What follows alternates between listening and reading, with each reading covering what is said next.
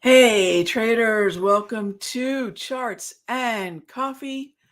Great to see everyone. Happy Wednesday again. Happy FOMC Wednesday.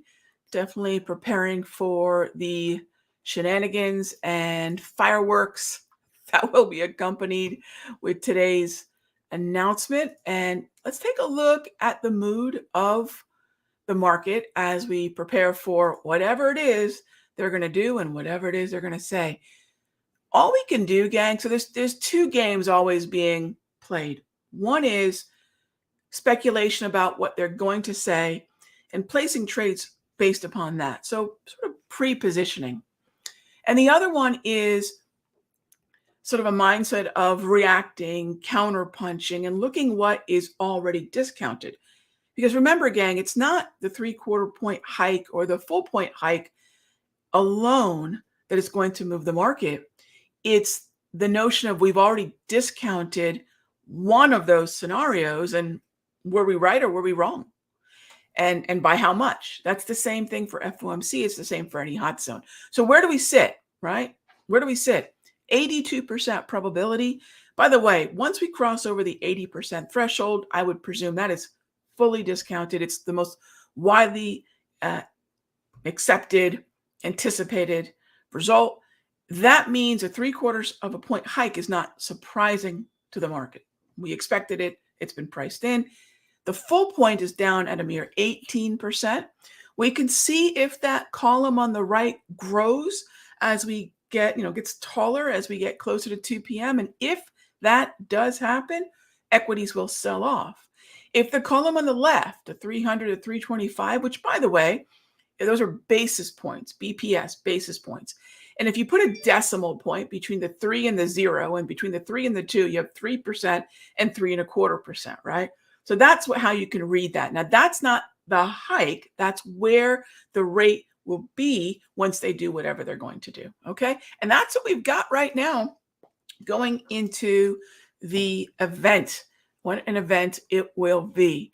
All right, so what do we have in equities, specifically the S&P? For 4 sessions now, we've gotten down to the September lows, which I think is a significant thing, right? We made lows on the 6th and 7th, and we've really not done much by way of closing below the low. Now, remember, gang, the closing sentiment is the most powerful sentiment. How did we end? What was that final opinion? It's important because that's a settlement, so our accounts reflect whether we're up or down based on the close. There's a certain recency bias to the close. So the close is the most important. We've seldom seen any significant, just once, close below that. Lots of piercing, but that sentiment wasn't able to hold by the time we got to the end of the session. So I don't find what we're seeing right now terribly bullish or bearish. The market sold off to September lows. Thank you, Jackson Hole sell-off. Thank you, CPI sell-off. And now we sit and we wait. And isn't it interesting that we're sitting at those September lows, trying to figure out what happens next? All right, so with that in mind, gang, as always, the show's about your questions. So let's go ahead and dive into them. I see them coming on through. First up, hello, Julian. How are you? How do I see UUP and 6E through today's Fed day? And would Archer Daniel Midland ADM be at risk? If we get the 3/4 of a point hike, I suspect that the dollar will sell off some and the euro will rally some. That's what's expected. By the way, I mean, of course, the press conference is going to be a second event and probably a tougher one to measure because whatever he says, then is it interpreted properly as he intended? Is it improperly interpreted? I mean, there's a lot of volatility with the press conference. So that's at 2:30 p.m. Eastern. But the actual rate decision 3/4 of a point UUP should weaken, 6E should strengthen. I don't mean a lot, just a little bit.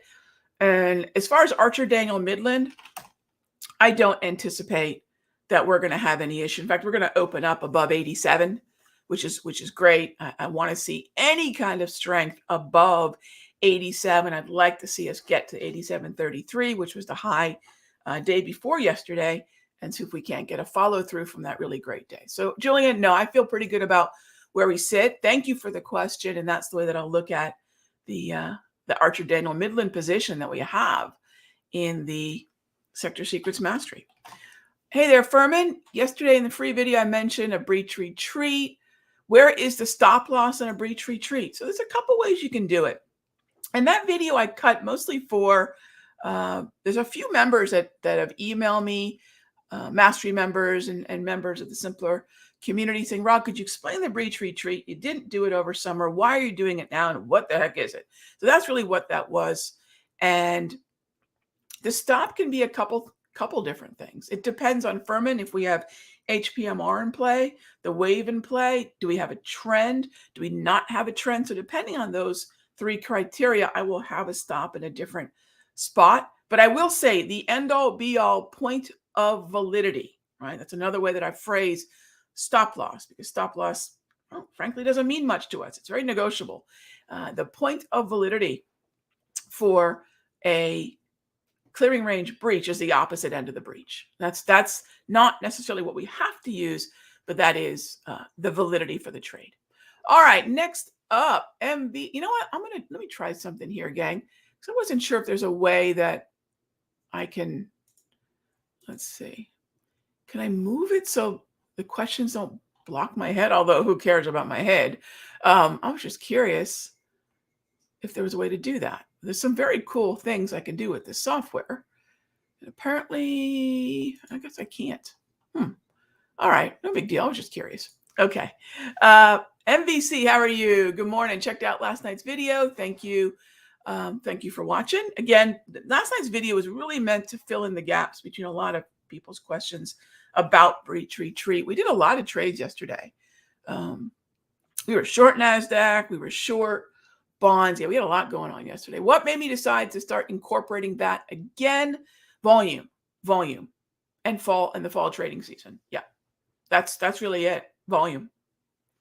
And it's not as if we're supplanting breach retreat with anything else. It's really, we have about 5 different pitches, right? Setups that we're waiting for, and HPMRs and breach retreats and trend following. And, there's a number of them. It could be a gap. Everything works better when there's more volume. And through summer, the HPMRs, and they continue to work phenomenally well, but why not add another pitch that we can identify and take advantage of? So volume. Hey there, Alex. If I were an aggressive day trader, how might I play today's rate decision on the indices? Thanks for all you do. My typical approach to any hot zone trading, CPI, NFP, you name it, NFP would be pretty extreme. FOMC decisions, pretty extreme. My typical expectation is that the market, my expectation is going to be that hot zones come mostly in line with what was expected. And if it doesn't, I will not want to trade it, because we're going into the unknown. If the result is for the hot zones more in the known in terms of either being within a certain range of consensus, I'll fade it. If not, I don't think it's a safe trade, because if we're trading outside what was expected, volatility will likely be beyond the historical volatility range. So that's the way that I look at that. Thanks, Alex. All right. Good morning, Christian. Regarding a slow slow stochastic, for those of you that don't know the little nickname for it, slow stochastic, I recall I said I don't on daily chart when the market, I don't use it on a daily chart when the market is in a trend. Correct. No slow stochastic in a trend, period. Daily, intraday, weekly, doesn't matter. Correct. You got it. But for day trading, is it still accurate to use a slow stone on a 5-minute chart if the market is in trend? No. never in a trend. Chop, doesn't matter the time frame. You got it. So I do not change the rules when we change the interval of the chart. So trend is a trend, weekly, daily, 5-minute, a trend is a trend. And slow stochastics are not designed for trends. The wave is great in a trend. It's fantastic. Propulsion dots are great in a trend. The HPMRs are great either way, but slow sto has to be a non-trending market. Thank you for the question. Great distinction. Hey there, it's me, Claire. I have no questions. I just want to say good morning and hit the like button, everyone. Thank you, Claire. I appreciate that. And yes, if the show's a needle mover, absolutely. I appreciate the time. I appreciate the questions. If you're watching this on replay later on, as a vast majority of people do here at the Simpler Trading YouTube channel, leave your comment, leave your question. We do check them. Trish and I check the comments in the YouTube channel for all the content, whether that be last night's free video on my magic hour for day trading, which was a follow-up in the previous free video I did about how I day trade and have been throughout summer and into fall for a very specific hour and what I do during that hour. So yeah, feel free to leave a comment or a question, and I do check them. All right. Hey there, Bernie. Really enjoy the channel. Thank you very much. A lot of us contribute to it. And here at Simpler, and if you're on my Raghee Horner channel, cool. Amazing how much content we all crank out. It's kind of our, you know what I'd say? It's my job and it's my pleasure. I loved sharing with folks what it is that we're doing. Very cool. So you checked out an interview with Chat with Traders. That's a great show, Chat with Traders, when you want to get a feel for lots of different traders that are out there. Yep, I'm so glad. Welcome, Bernie. Great to have you. All right, Rocky, how are you? Do I utilize commitment of trader data when trading futures? Probably more in previous years than I do now. I would consider that to be under the category of looking at volume, looking at the intention behind certain moves. But COT data can be very difficult because you've got your hedgers and your speculators. And it's difficult sometimes without some experience and years behind the rhythm of those.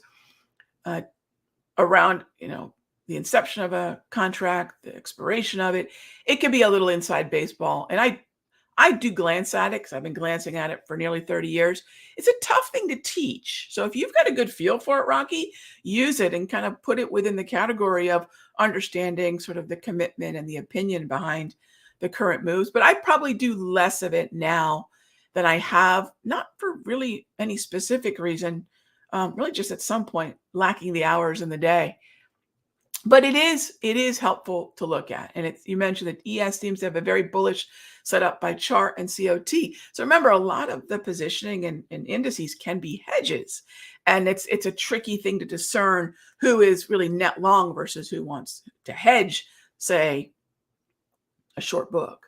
So, but it is helpful. And I do think it takes a little bit of time to understand what's going on within it. But if you're watching it and it's helping, Rocky, fantastic. It's good data. All right, next up, Fallen Prince asks, follow up from yesterday. The version of the new day trading playbook I have has the VWAP toolkit included, but not the slow stow. I have no idea how to use the slow stow. I have 3 different classes, and sometimes I forget what's named what. Slow stow is an overbought, oversold tool, and it's used visually in a very similar way to the V-score, but it's specifically for chop. V-score can work as any volume tool, volume ledges, VWAP, the V-score volume profile. That could be used in a trend or non-trend because it's not about price, it's about volume. But it's an overbought, oversold tool, but it's not limited to non-trending markets. All right, Marla, awesome breach retreat trading on indices yesterday. Thank you. Hey, I think for those of you that are still kind of getting a feel for how that works, yesterday's video back at the Simpler Trading YouTube channel will walk you through that process, that magic hour where the breach retreat ideally does trigger. Thank you very much. I appreciate it. Kelvin, thoughts on long LMT or Let's see. Long Lockheed Martin. Let's see what we got here. I'd have to say at best, it's a trade near the 200, but I don't know that that much would grab my attention about Lockheed Martin. I do like the fact that the market's neutral, slow stochastics are oversold, and really your price trigger would probably be around 412 and a quarter if you want to fade the 200 propulsion. But I can't say it would be super high on my list. NOC, it's sort of grinding higher, and I may like this one a little bit better. But again, I can't say either one is really grabbing my attention. So then what I would say, Kelvin, is those two stocks, they might get us looking at, hey, what could happen if we see better clarity out of those names? So what I would say is, crack open, however it is, you look at all the different stocks in that group. Maybe you crack open the ITA and ask yourself, is there anything that looks better that's north of the 200? So there's your LMT, just barely north of the 200. General Dynamics looks interesting. So I would say take a look at LMT, as you mentioned. GD, HWM could be interesting. HII, HEICO, HEI. But those are all relative outperformers in the ITA because the ITA is south of the 200. So be careful there. The tide's pretty shaky right now. Hey there, Janet. Has the FOMC been a good trading opportunity for you based on history? Any high volatility event is not that it can't be good for trading. That's not it at all. It's not as if the setups aren't going to appear or maybe even work. What makes any kind of economic data release, like non-farm payroll or the decision on rates, difficult, it's the volatility. It's the increased volatility. It's the volatility that's perfectly capable of far exceeding the historical norms. And then all of a sudden, if my stops are predicated on a typical behavior pattern in terms of price movement from a symbol, and we're probably going to go beyond that, all of a sudden risk control becomes far more tricky, right? It's tougher to control risk. So the opportunities are there, but you've got to have, some Dramamine, a seatbelt, maybe a helmet, and a higher risk tolerance. Hey there, Terry. CCJ yesterday. What's my read on running stops? I actually don't. I look at the market moves in the direction of the most stops. I don't think the market's anything more than a order filling machine. So what was that crazy candle? I don't know. It could be we won't know. It could be a fat finger. What I'd say, Terry, if you ever want to sort that out, which clearly you do, so that's awesome, go to a chart like what we would find on, say, TradingView, and see how much size is associated with it. And I don't see much. So you want to see whether along that journey there was size, and there really wasn't. Most of the size is exactly where the candle bodies are and where the close was. So I don't know what that is, but there's no size associated with it. So I would be a little suspect as far as what that even means. Probably nothing. But the overall movement intraday was up. So to see a crazy print north of price action, we're already heading up. I can't say it's all that jarring, right? But if there's no size, cool question, I wouldn't pay much attention to it. Yeah. All right, gang. And just like that, it's time to wrap up the show. Thank you as always for being here for Charts and Coffee. I'll see you all tomorrow. Same time, same station. My futures folks, I'll see you all tomorrow for our regular day trading session. But today, my Sector Secrets Mastery folks, we've got a double header. I'll see you all in the room in just a moment. Be good to each other, gang. I'll talk with you soon.